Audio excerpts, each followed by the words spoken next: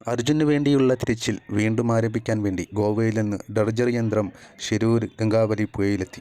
വലിയ പ്രതീക്ഷയിൽ അർജുനനെ ജീവനോട് കൂടി തന്നെ കണ്ടെത്താനാകും എന്ന് പറഞ്ഞ് തിരച്ചിൽ നടത്തിയപ്പോഴൊന്നും അർജുൻ്റെ ട്രക്കിനരികിലേക്ക് രക്ഷാപ്രവർത്തകർക്ക് എത്താൻ പോലുമായില്ല.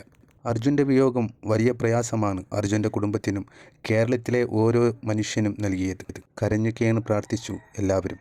പക്ഷേ അർജുനനെ തിരിച്ചു കിട്ടിയില്ല. അർജുനനെ എങ്ങനെയെങ്കിലും കണ്ടെത്തണം എന്നുള്ള അർജുൻ്റെ കുടുംബത്തിൻ്റെ ആവശ്യം നിറവേറ്റാൻ വേണ്ടിയാണ് ഇപ്പോൾ ശിരൂരിൽ ഡർജർ യന്ത്രം എത്തിച്ച് അർജുൻ്റെ ട്രക്ക് ഉണ്ടെന്ന് പറഞ്ഞ സ്ഥലത്ത് അടഞ്ഞുകൂടിക്കിടക്കുന്ന തടസ്സങ്ങൾ മാറ്റി അർജുൻ്റെ ട്രക്ക് പുറത്തെടുക്കുവാനുള്ള ശ്രമം നടത്താൻ പോകുന്നത്. ഇത്തരമൊരു സാഹചര്യം ഒരു കുടുംബത്തിനും ദൈവം നൽകാതിരിക്കട്ടെ. വലിയ പ്രയാസമല്ലേ. തങ്ങളുടെ കുടുംബനാഥനായ അർജുൻ ഒരു ദിവസം ജോലിക്ക് വേണ്ടി പോയതിനു ശേഷം പിന്നെ ഇതുവരേക്കും തന്നെ അവനെ കണ്ടില്ല എന്ന വാർത്ത ഏതൊരു കുടുംബത്തിൻ്റെ മനസ്സിനെയാണ് വേദനിപ്പിക്കാതിരിക്കുക. പ്രാർത്ഥനയോടെ ഉറക്കം പോലും ലഭിക്കാതെ ഓരോ മലയാളിയും അർജുനു വേണ്ടി നിറകണ്ണുകളോടെ പ്രാർത്ഥന നടത്തി. പക്ഷേ ദൈവത്തിൻ്റെ വിധി അർജുനനെ ഇതുവരെയും കണ്ടെത്താനായില്ല. അർജുൻ മലയാളികൾക്ക് സമ്മാനിച്ചത് നിങ്ങളുടെ മനസ്സിലെ സാഹോദര്യത്തിൻ്റെ ആയം എന്താണെന്ന് അർജുൻ നമുക്കെല്ലാവർക്കും തെളിയിച്ചു തന്നു.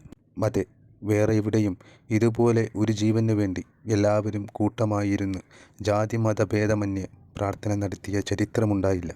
അർജുനനെ ഇന്ന് തന്നെ കണ്ടെത്താൻ രക്ഷാപ്രവർത്തകർക്ക് ആവട്ടെ എന്ന് നമുക്ക് കരളുരുകി തന്നെ പ്രാർത്ഥിക്കാം. അർജുൻ്റെ കുടുംബം അനുഭവിക്കുന്ന വേദനയിൽ നിന്ന് അവർക്കൊരു മോചനം എത്രയും പെട്ടെന്ന് തന്നെ ലഭിക്കട്ടെ എന്ന്.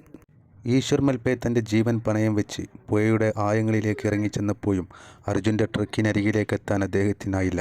അതിനുണ്ടായ തടസ്സങ്ങൾ അവിടെ ശരവണൻ്റെ ചായക്കടയുടെ സൈഡിലുണ്ടായിരുന്ന വലിയ ആൽമരവും ശരവണൻ്റെ ചായക്കടയുടെ മുകളിലെ തകര ഷീറ്റുകളുമെല്ലാം. അർജുൻ്റെ ട്രക്ക് ഉണ്ടെന്ന് സിഗ്നൽ ലഭിച്ച ഭാഗത്ത് അതിൻ്റെ മുകളിലായി അടഞ്ഞു കൂടിയിരിക്കുകയാണ്. അതവിടെ നിന്ന് മാറ്റാതെയുള്ള രക്ഷാപ്രവർത്തനത്തിന് യാതൊരു ഫലവും കാണില്ല എന്നതിനെ തുടർന്നാണ് ഇപ്പോൾ ഗോവയിൽ നിന്നും ഡ്രഡ്ജർ യന്ത്രം എത്തിച്ച് മണ്ണ് നീക്കം ചെയ്ത് അർജുൻ്റെ ട്രക്ക് കരയിലേക്ക് എത്തിക്കുവാനുള്ള ശ്രമം നടത്താൻ പോകുന്നത്. ഇത് ഇന്ന് തന്നെ വിജയത്തിലെത്തട്ടെ. നമ്മുടെ അർജുനനെ ഇന്ന് തന്നെ കണ്ടെത്താനാവട്ടെ എന്ന് സർവശക്തനായ ദൈവത്തോട് നമുക്ക് കരളുരുകി പ്രാർത്ഥിക്കാം.